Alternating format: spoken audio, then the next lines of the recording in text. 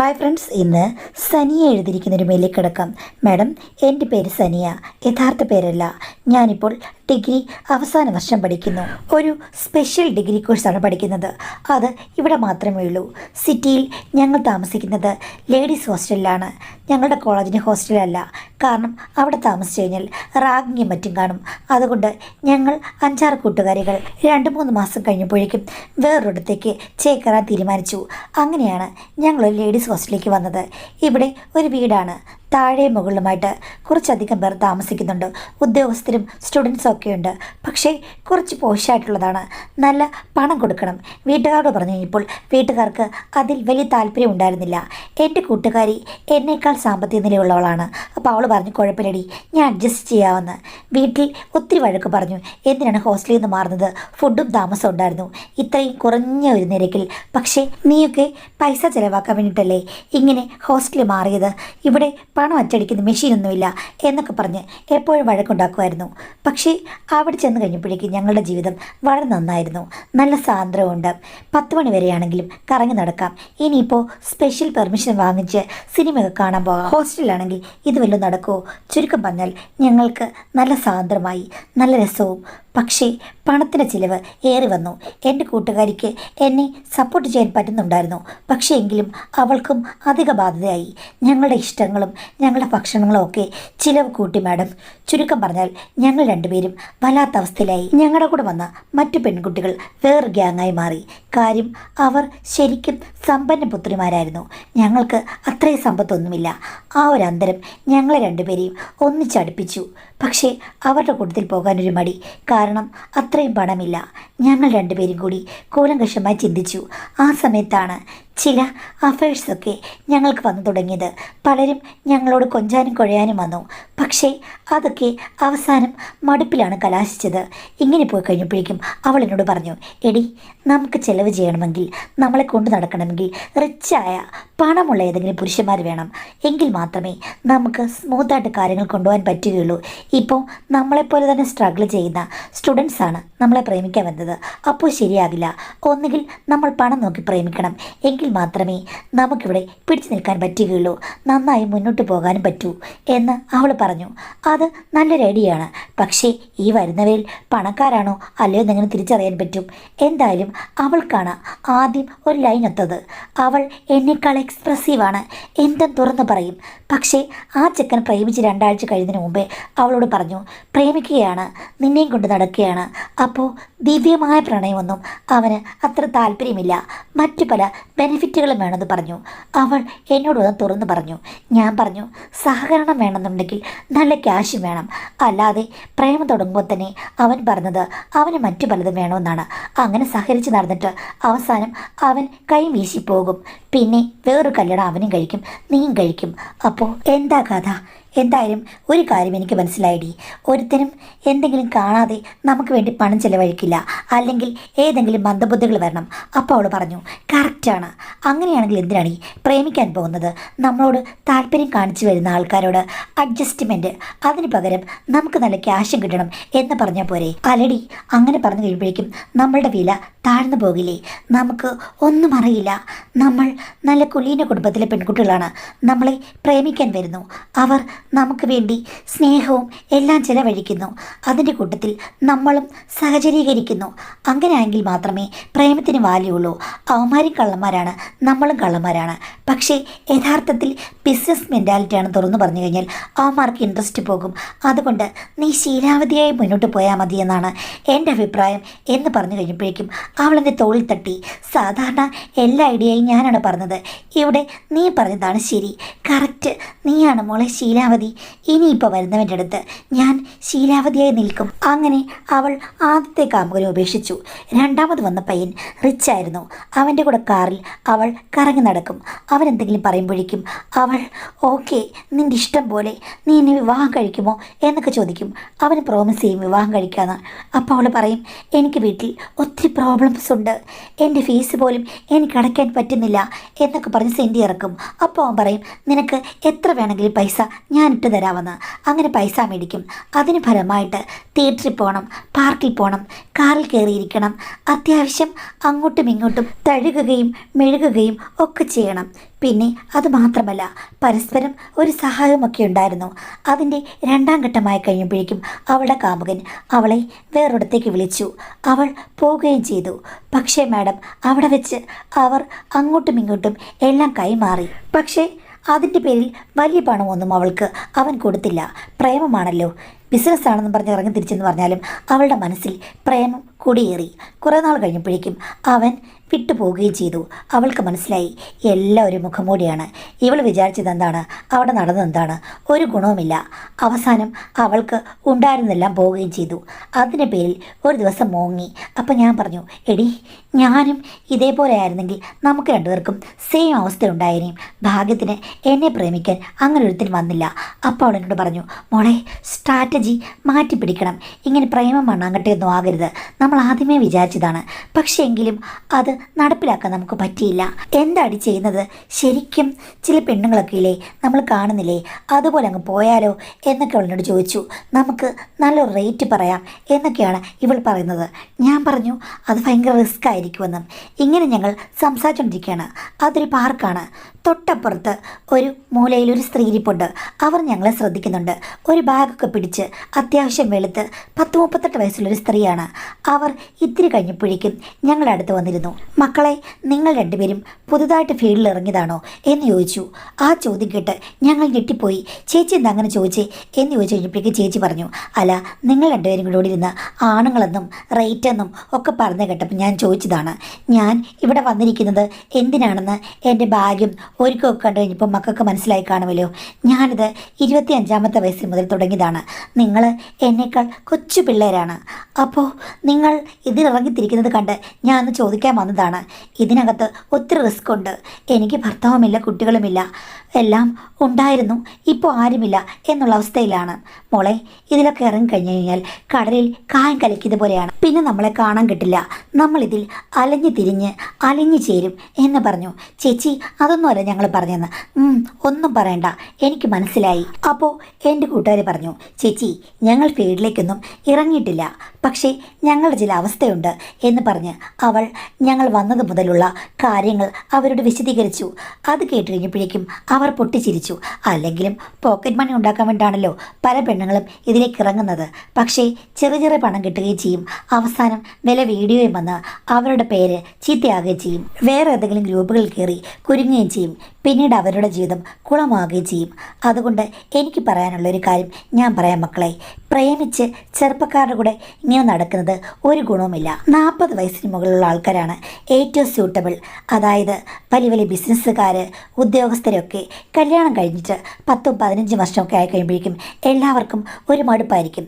ആ സമയത്ത് നിങ്ങളെപ്പോലെയുള്ള കിളന്ന കുട്ടികൾ ചെല്ലുമ്പോൾ അവർക്ക് സ്വർഗം കിട്ടിയ ഒരു വാശിയായിരിക്കും. അവരതിന് വേണ്ടിയിട്ട് 1000-ങ്ങളോ 10,000-ങ്ങളോ അല്ല, ലക്ഷങ്ങൾ വേണമെങ്കിലും ചിലവാക്കും. വേണമെങ്കിൽ 2 നില കെട്ടിടം വരെ നിങ്ങൾക്ക് എഴുതിത്തരും. ഇതൊക്കെ ഞാൻ ഫീൽഡിൽ വന്ന ശേഷം പിന്നീട് കണ്ട് മനസ്സിലാക്കിയതാണ്. നിങ്ങൾ അത്രയും ബുദ്ധിയൊന്നും എനിക്ക് ആദ്യത്തെ ചൂടെടുത്ത് വെച്ച് കഴിഞ്ഞപ്പോഴില്ലായിരുന്നു. ഉണ്ടായിരുന്നെങ്കിൽ ഞാനിപ്പോൾ തെരുവിൽ വന്ന് ബാഗം പിടിച്ച് ഇരിക്കേണ്ട ഗതികേട് വരില്ലായിരുന്നു. അതുകൊണ്ട് ഞാൻ പറയുകയാണ്, എന്നെ ഒരു മാതൃകയായിട്ടെടുക്കുക. എന്നെപ്പോലെ ആവരുത്. നിങ്ങൾ ലക്ഷ്യത്തിൽ നോക്കി നോക്കി പോകണം.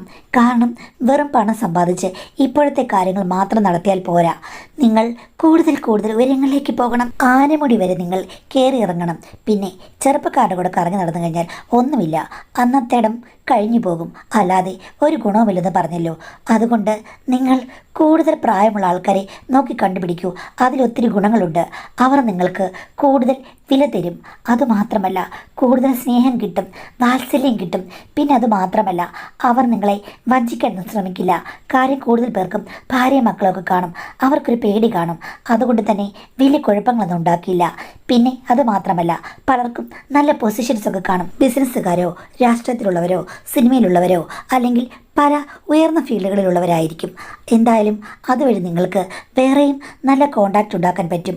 പണം പ്ലസ് രസം പ്ലസ് നിങ്ങൾക്ക് സമൂഹത്തിൽ ചിലപ്പോൾ ഒത്തിരി പിടിവള്ളികളും കിട്ടും എന്ന് പറഞ്ഞു. ചേച്ചി, അതിന് ഞങ്ങളെ ആർക്കും അറിയില്ലല്ലോ. ഞങ്ങൾക്ക് ഞങ്ങളുടെ കൂട്ടത്തിലുള്ള ആണുങ്ങളല്ലേ അറിയുകയുള്ളൂ.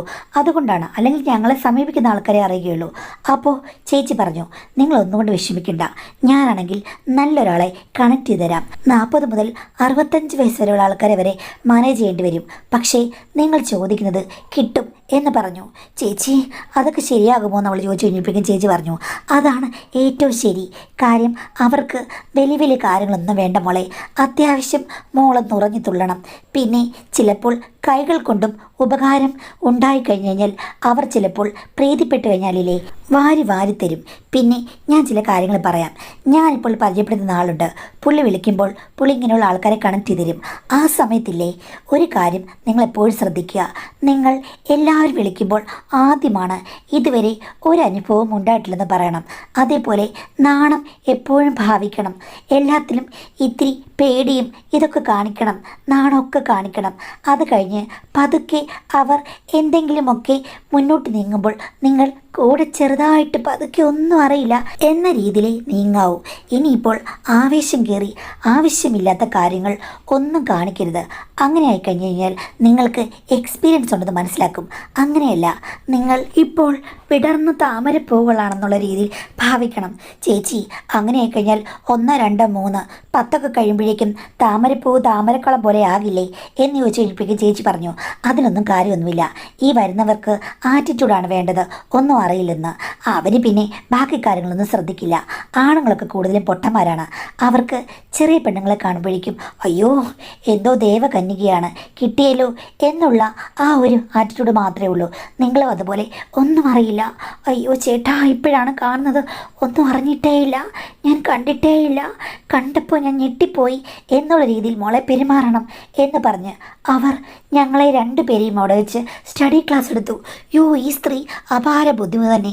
ചേച്ചി, എത്രയൊക്കെ ബുദ്ധിമുട്ടായിട്ടും ചേച്ചി ഉയർന്നില്ലല്ലോ എന്ന് പറഞ്ഞപ്പോൾ ചേച്ചി പറഞ്ഞു, ഓ അങ്ങനെ വലിയ പ്രശ്നമൊന്നുമില്ല, ഞാൻ പ്രായമായില്ലേ, അതിൻ്റേതായ ചില കുഴപ്പങ്ങളുണ്ട് എന്ന് വെച്ചിട്ട് എനിക്ക് സമ്പത്തിന് യാതൊരു ബുദ്ധിമുട്ടുമില്ല. ഭർത്താവ് എന്നെ ഇട്ടിട്ട് പോയി. എൻ്റെ കുട്ടി എൻ്റെ അമ്മയുടെ കൂടെയാണ്. അവന് എന്നെ അത്ര വലിയ താല്പര്യമൊന്നുമില്ല, കാര്യങ്ങളറിയാം, അത്രയേ ഉള്ളൂ. അല്ലാതെ വേറെ വലിയ പ്രശ്നങ്ങളൊന്നുമില്ല. ജീവിതം എന്ന് പറയുന്നത് ദാമ്പത്യം തകർന്നു എന്നുള്ളതല്ലാതെ എനിക്ക് വേറെ പ്രശ്നങ്ങളൊന്നുമില്ല മോളെ. സൂക്ഷിച്ചും കണ്ടു നിൽക്കുക, എല്ലാം രഹസ്യമായിരിക്കണം. പിന്നെ പുറത്തറിഞ്ഞ് എന്നെപ്പോലൊരു പേരുദോഷം ഉണ്ടാക്കരുത്. ഇത്രയും കാര്യങ്ങളൊക്കെ ശ്രദ്ധിക്കണം. പിന്നെ ഞാൻ ഒരു കാര്യം പറയുകയാണ്, മുടി അഴിച്ചിട്ട് ആടുമ്പോൾ ശ്രദ്ധിക്കണം. ഒത്തിരി എക്സ്പീരിയൻസ് ഉള്ളതുപോലെ ഒരിക്കലും പെരുമാറരുത്. ഒരു 25-27 വയസ്സ് വരെ നിങ്ങൾ ഒരു എക്സ്പീരിയൻസും ഇല്ലാത്ത കന്നി പെണ്ണുങ്ങളാണെന്നുള്ള രീതിയിൽ മാത്രമായിരിക്കണം പെരുമാറുക. കോളേജിൽ പഠിക്കുന്ന സമയത്തെങ്കിലും നിങ്ങൾ കോളേജിൽ നിന്ന് ഫ്രഷായിട്ട് ഇറങ്ങി വന്നതാ എന്നുള്ള രീതിയിൽ മാത്രമേ പെരുമാറാവൂ.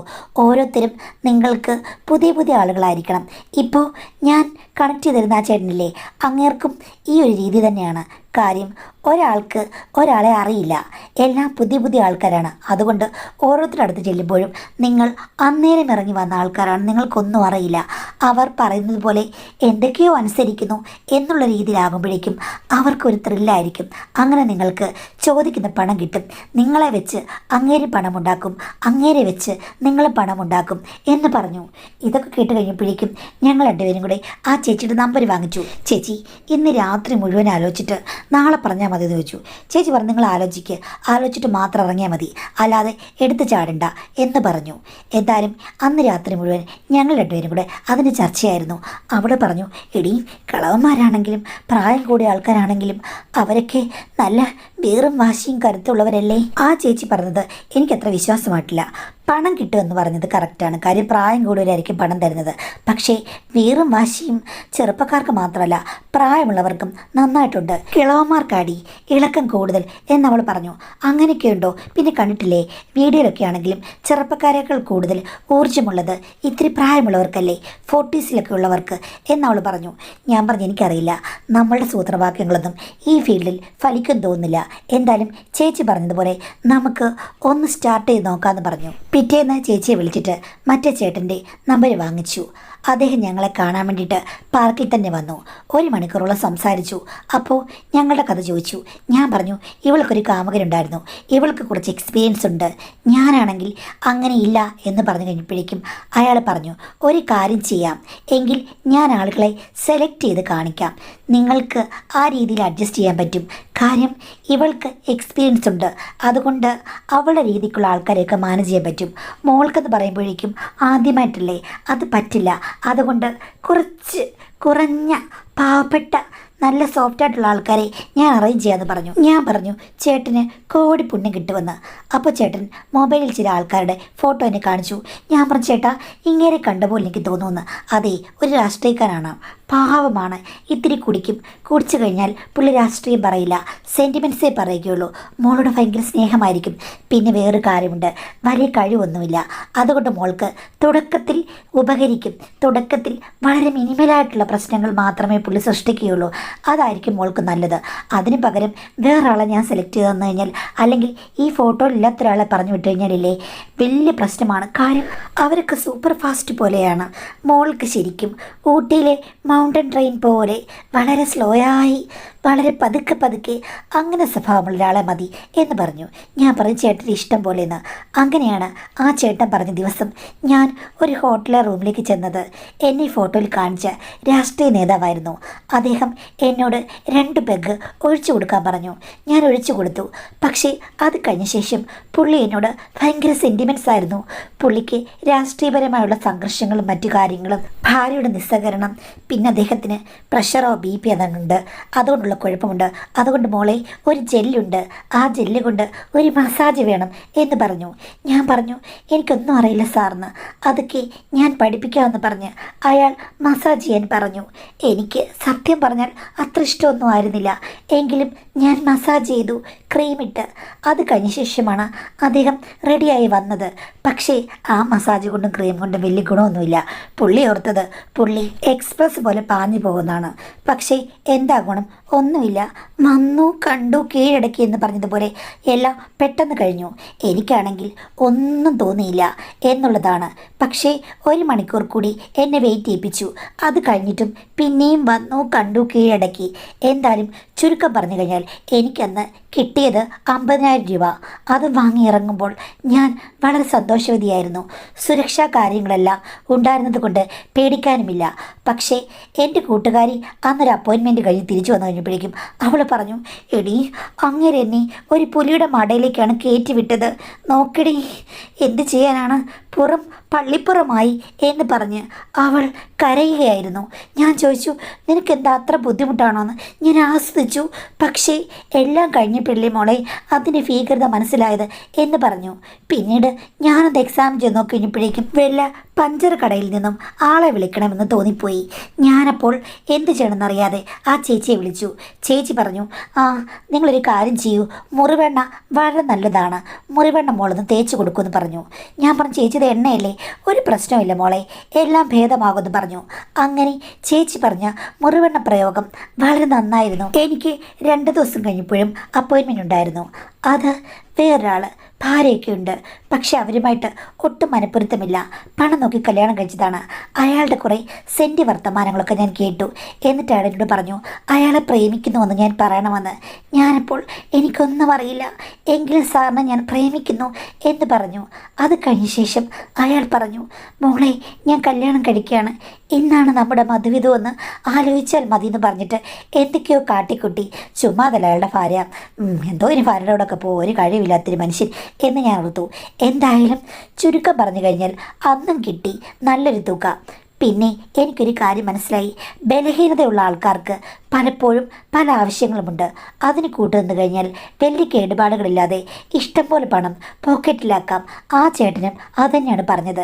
എന്തായാലും എൻ്റെ കൂട്ടുകാരിക്ക് ആദ്യത്തെ ഒരു ദുരനുഭവം കൊണ്ട് തന്നെ എല്ലാ കാര്യങ്ങളും ഓക്കെയായി.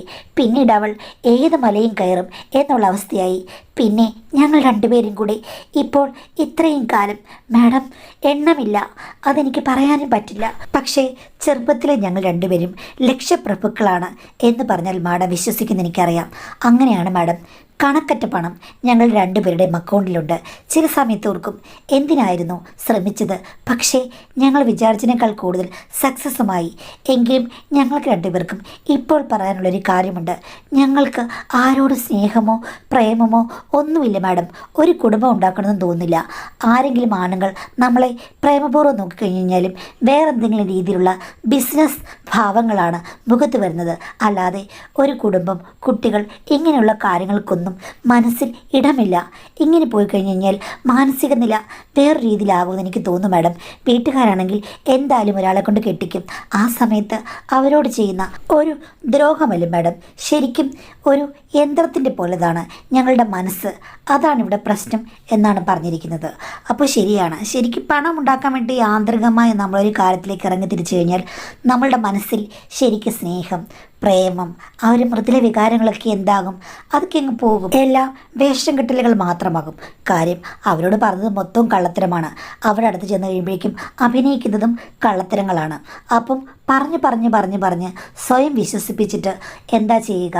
അവസാനം ഒരാളുമായിട്ടുള്ള ആ ഒരു സ്നേഹബന്ധം, പ്രേമം, കുടുംബം, കുട്ടികൾ, മറ്റ് സ്ത്രീകൾ ആഗ്രഹിക്കുന്ന പല കാര്യങ്ങളും ഇവർക്ക് ചെയ്യാൻ പറ്റാതാകും. കാര്യം അങ്ങനെയുള്ള ആ ഒരു രീതിക്ക് മനസ്സിലിടമില്ല. കാര്യം അവരത് പ്രാക്ടീസ് ചെയ്യുന്നില്ല. നല്ല പ്രായത്തിൽ, അല്ലെങ്കിൽ ഈ പ്രായത്തിൽ എന്താണ് പ്രണയം, നല്ല ജീവിതം, ഇതൊക്കെ സ്വപ്നം കാണേണ്ട പെൺകുട്ടികൾ ഈ ഒരു രീതിയിൽ പണം സമ്പാദിക്കാൻ വേണ്ടി വേറൊരു സ്ഥലത്ത് ചെന്നുപെട്ട് അവരുടെ ആ ഒരു ജീവിതത്തിൻ്റെ പാതയെ മാറി. അപ്പോൾ വിശ്വസ്തയായുള്ളൊരു സ്ത്രീയായിട്ട് ഒരു ഭർത്താവിൻ്റെ ഭാര്യയായിട്ട് ജീവിക്കാൻ പറ്റുമെന്ന് ചോദിച്ചു കഴിഞ്ഞാൽ പറ്റില്ല, ഇമ്പോസിബിൾ എന്നുള്ള അവസ്ഥയിലേക്ക് ചെന്നെത്തും. അപ്പോൾ എനിക്ക് പറയാനുള്ളത്, നിങ്ങൾക്ക് രണ്ടു പേർക്കും ഇത് തിരിച്ചറിയുന്നുണ്ടല്ലോ. എന്തായാലും നിങ്ങൾ ആവോളം പണം സമ്പാദിച്ചു, നിങ്ങളുടെ കോഴ്സ് തൊട്ട് കഴിഞ്ഞിട്ടുമില്ല. ഇത്രയും ചെറിയ പ്രായത്തിൽ ചെറിയ രണ്ട് പെൺകുട്ടികൾ ഇത്രയും അധികം ചുറ്റിത്തിരിഞ്ഞ് ഇത്രയും ക്യാഷ് ഉണ്ടാക്കാമെന്ന് പറഞ്ഞു കഴിഞ്ഞാൽ അത്ഭുതം തന്നെയാണ്. പക്ഷേ ആ കാശിന് വലിയ മതിപ്പൊന്നുമില്ല. നിങ്ങളുടെ ജീവിതം ചിലപ്പോൾ കുളമാകാൻ സാധ്യതയുണ്ട്. കാര്യം പ്രായമായി കഴിയുമ്പോഴേക്കും ഇപ്പോൾ ആ പാർക്കിൽ വന്നിന് ചേച്ചിയുടെയൊക്കെ സ്ഥിതി ആയാലോ, ആരുമില്ല ഓരുമില്ല എന്നുള്ള രീതിയിലാകും. അപ്പോൾ അതുകൊണ്ട് നിങ്ങൾ ഇപ്പോൾ നിങ്ങളുടെ ഇഷ്ടത്തിനനുസരിച്ച് നടന്നു, കാശ് സമ്പാദിച്ചു. ഇനി നിങ്ങൾ കൂടുതൽ കാശിന് വേണ്ടിയിട്ട് ഇറങ്ങിത്തിരിക്കരുത്. നിങ്ങൾ നിർത്തിയിട്ട് നിങ്ങൾ രണ്ടുപേരും കൂടി നിങ്ങളുടെ തെറ്റുകൾ അറിയാവുന്ന ആൾക്കാരായതുകൊണ്ട് ഒരു ക്ലിനിക്കൽ സൈക്കോളജിൻ്റെ അടുത്ത് പോയിട്ട് ഇതൊക്കെ പറഞ്ഞ് നിങ്ങൾ രണ്ടുപേരും നിങ്ങളുടെ യഥാർത്ഥ ജീവിതത്തിലേക്ക് തിരിച്ചു വരിക. പഠനത്തിൽ കോൺസെൻട്രേറ്റ് ചെയ്യുക, ഒരു ജോലിയൊക്കെ വാങ്ങിച്ചെടുക്കുക, വിവാഹം കഴിക്കുക, കുട്ടികളുണ്ടാകുക, ഭാര്യയും ഭർത്താവ് സ്നേഹത്തോടുകൂടി പെരുമാറുക, ജീവിക്കുക.